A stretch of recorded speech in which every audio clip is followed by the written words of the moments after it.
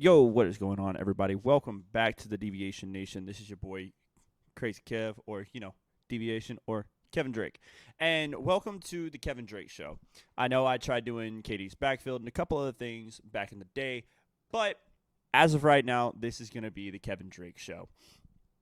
We might have a couple of features, people coming on every now and then to talk, but this is going to be a weekly sports podcast for you. I say sports because it is going to be very sports centric, but it could also turn into a lot of different things, including movies, video games, stuff like that. But today, this will be the first episode that I wanted to talk about because a lot of different things have happened in the sports world, and for the most part, in the football world. And today, we're going to start out by talking about the XFL. XFL 2023 is looking to be something of a masterpiece. The Rock, Danny Garcia, and Redbird Capital have been doing a lot of different things. Most importantly, they this past week brought out the uniforms for each team. And honestly, I can tell you right now, the uniforms are so good. Starting out with my team, the Roughnecks, their uniforms, they have this like two color scheme type thing. Like the helmet, one side is white and red, the other side is like this dark navy blue, and then the uniform, like the jerseys are what get me. Like the top of it's white, then the shoulders are the navy with the logo on it, and then the mid to bottom part of the jersey is navy blue, but then the numbers, the red transitions into the navy blue, and it's so slick. And then we have the two new teams, the San Antonio Brahmas and the Vegas Vipers. Like the Brahmas have this like gray, white, and yellow feel, and they have some like some Samoan symbols on the neckline, and they're so nice and so sleek. The Vipers have this red and black, where the red kind of like shimmers. It shimmers, guys. It shimmers, and it makes the ensemble look good. I will say that the Renegades and the Battlehawks, they look kind of the same. They have like the same kind of feel as what they did in the 2020 version, with a couple of different changes. I will say the Orlando team, oh dude, that one it's got this neon green to dark green look where it really brings out the Everglades from Florida. Even though it is Orlando, they still have that feel. They've got the palm and everything like that.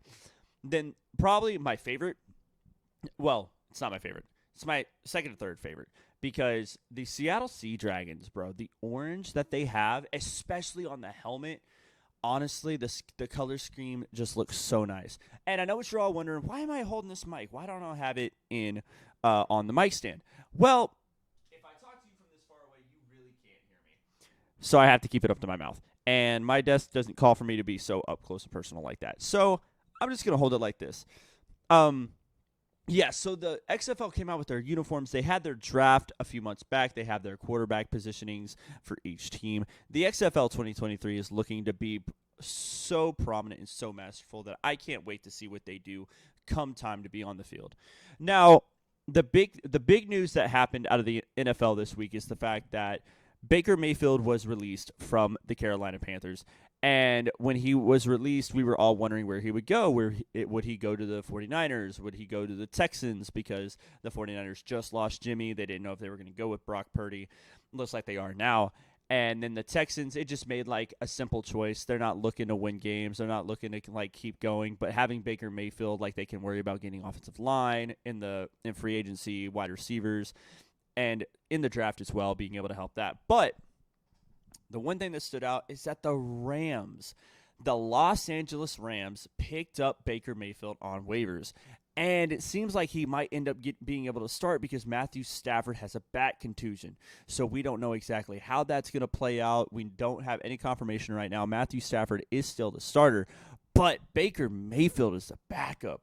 So many different questions than answers. And honestly, with that receiving core and that line and the running backs, I really feel like Baker Mayfield can help the Rams in a really interesting place because he is mobile. He's got a big arm. He isn't Matthew Stafford, but we still feel like Baker Mayfield could do a lot of damage if he were to start for the Los Angeles Rams. Now, moving on over to the NCAA, everybody.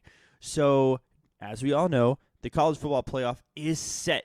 Georgia, Michigan, TCU, and Ohio State. Ooh.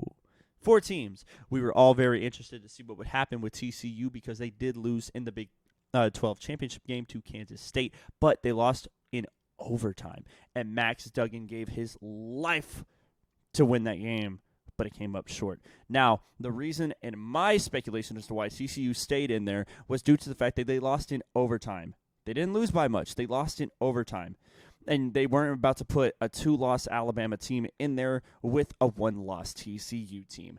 And it just made sense. It's going to make the playoff a lot more interesting. Ohio State's high-powered offense against a Georgia team that has looked damn near unstoppable all year long. Michigan, who with J.J. McCarthy, who's starting to come into his own, didn't have to worry about the run game too much going up against Ohio State, so they know that they can lead that team in the air as the ground as well. TCU still has a lot of questions remaining. Max Duggan is the prominent part of that team, but the receivers are good. But it's going to be that defense that comes down to it, and if we're going to get a shootout or if it's going to be one-sided for Michigan because Michigan's going in there as the favorite. But we'll see what happens. In my opinion, I feel like we could have a national championship game of Ohio State-Michigan as a rematch, or we could just have Michigan versus Georgia and then go from there, which is going to be really, really interesting because if we do get Michigan-Georgia, it's going to be 2 undefeated teams duking it out. Michigan's defense is really stellar. Their run game and their passing attack is starting to come into their own.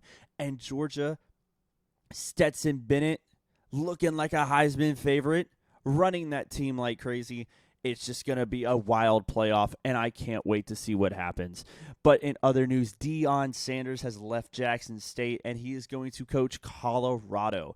And the transfer portal, whoo, boys, it has been one of the most chaotic transfer portals that we have seen in the last 3 to 4 years.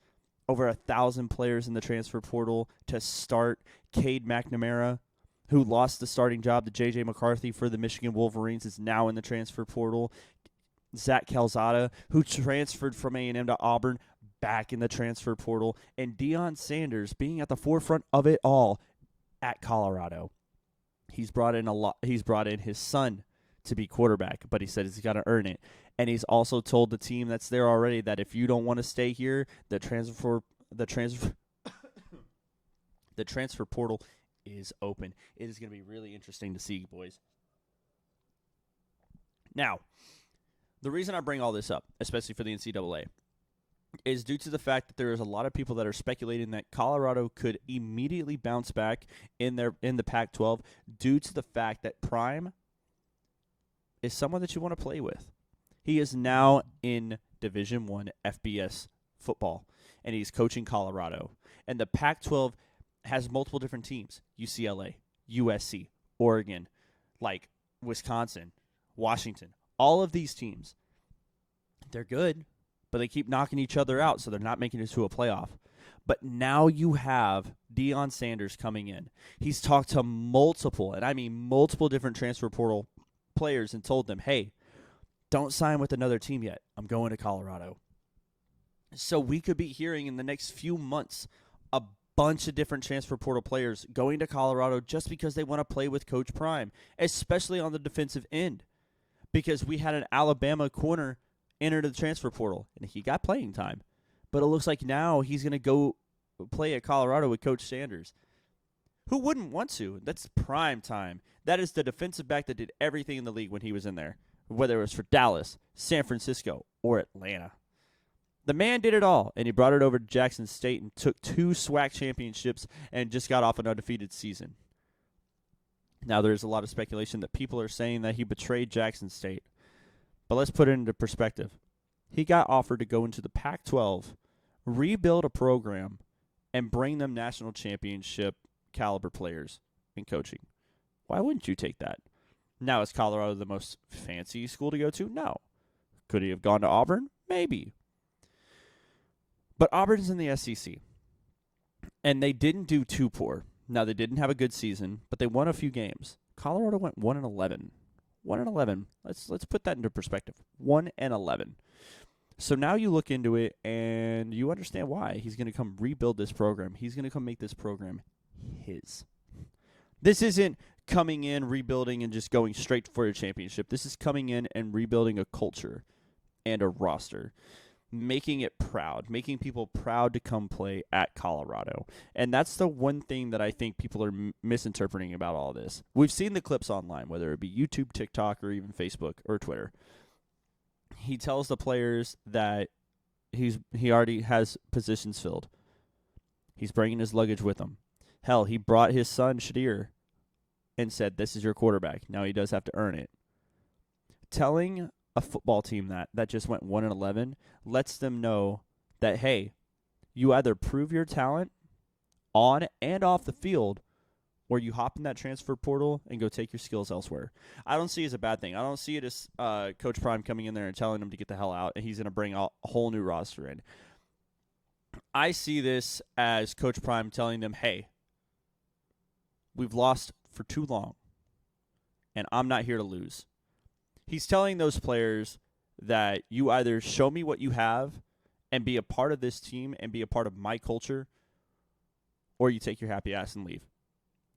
And I think that's great. He's not there to kiss ass. He's not there to sugarcoat.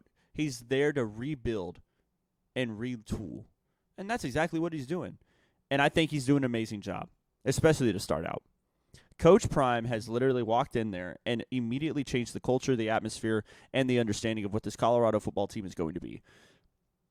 Now, will he have immediate success? We don't know. We don't know what it's going to look like next year. But what I can tell you is that they're going to get more than 3 wins. I'll tell you that right now. More than 3. They went 1-11. Easily, I could see Coach Prime taking them 5-7. I could see that. I could see a 5-7 first year and then over 500 in the next year. I could really see it. I really could see that. I really think that Coach Prime can walk in there and do that immediately. It's one of those things that the NCAA is always ever changing and always ever evolving. Like the Rose Bowl just accepted the expansion, so they got the money and everything, and now we're going into a 12-team playoff in 2024. And that's going to be huge for the college football season in general. A lot of people are saying that rivalry matchups aren't going to mean anything anymore, or that late year games aren't going to mean as much either. And then what I say to that is bullshit. And the reason that I say bullshit is that those games are actually going to mean a lot more. Because you're going to tell me that when the Iron Bowl happens, that if Auburn is 1 game out and they beat Alabama and Alabama's undefeated, Alabama's still in, and so is Auburn. But if Auburn loses, then they're out. LSU, A&M. The SEC as a whole has a chance to have a lot more teams in the playoff nowadays, especially with a 12-team playoff. So all of those late November games are going to mean a lot. But not just the SEC, the Big 10, the Big 12, and the Pac-12. Oregon would be in. USC would be in. UCLA would be in. Utah would be in. The Big 12, TCU, Kansas State, Texas. Those teams would be in. The Big 10, you would have Michigan, Ohio State. Hell, you could have Iowa. So many different teams are going to benefit from the 12-team playoff that all of these late season games are going to mean a lot more. Maybe the rivalries don't. Maybe they look at it as like, oh, we can afford a loss. Nah, you're not doing that. You're literally telling them in a 12-team playoff that we're going to go for every bit of perfection that we can. So people don't question whether or not when the 12th ranked team goes up against the first ranked team, that there's no question that first ranked team is going to take care of the 12th team. But at the same time, if the 12th team in there only has 1 loss, they're going to look at that undefeated season and be like, we're about to squash that. And I will stand by that wholeheartedly. I truly believe that with a 12-team playoff, that we are going to see a lot more coaches. Like the recruiting alone is going to be even crazier, because now the kids are going to be like, oh, wait, 12-team playoff. Instead of going to, say, Alabama and immediately get success, they're like, ooh, maybe if I go to South Carolina, maybe if I go to Purdue, what if I can take my talents in 4 years, help them rebuild, and get them into the 12-team playoff? the recruiting is going to change. The transfer portal is going to start looking differently. USC and UCLA alone, because they're going to go into the Big Ten, right? They're going to be up against Ohio State, Michigan, and Penn State.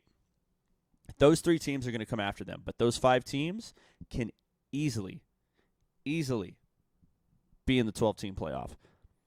The 12-team playoff, if done in a way that we know it's going to be done, the Big Ten and the SEC could easily dominate it. We could literally see it where the 12-team playoff has all SEC and all Big Ten teams. But then you have the Pac-12 and Big 12 teams that go in there and they humiliate and they turn it around and they say, no, our conference is good. I truly believe that the 12-team playoff is about to make NCAA feel bigger than the NFL. Now, to put it in perspective, NFL's right here. NCAA isn't that far off. The games mean a lot more. When it comes to the NFL, you could be 8-9 and somehow squeak into the playoffs. That's just how it is. The postseason's where it's at in the NFL. The regular season is what makes college. We're looking towards those games. Alabama, Texas, week 1 was a thriller, which everyone believes Texas should have won that game. Everyone. A&M versus Alabama. A&M should have won that game. And everyone was on their toes. College football has transcended what college football used to be. Everyone doesn't look at bowl games anymore. They look at late season or just primetime matchups, middle of the year, early in the year, and late into the year. When everyone saw that LSU-Alabama game on the docket, everyone watched it. Saturday night, Death Valley, bro, it's something completely different in that atmosphere.